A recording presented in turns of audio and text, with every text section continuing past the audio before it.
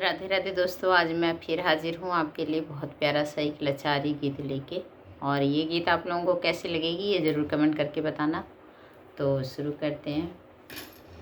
पुदीना हो तो है चटनी बनैबै, पुदीना हो तो है चटनी बनैबै।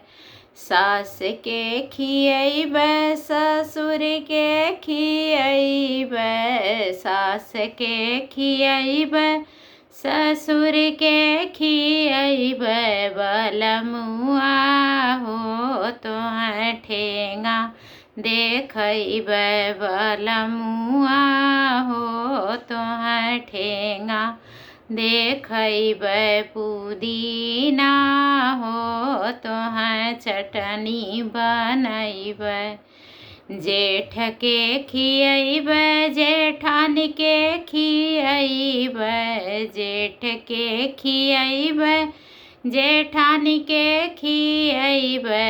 बलमुआ हो तो है ठेंगा देखैबै, बलमुआ हो तो है ठेंगा देखैबै।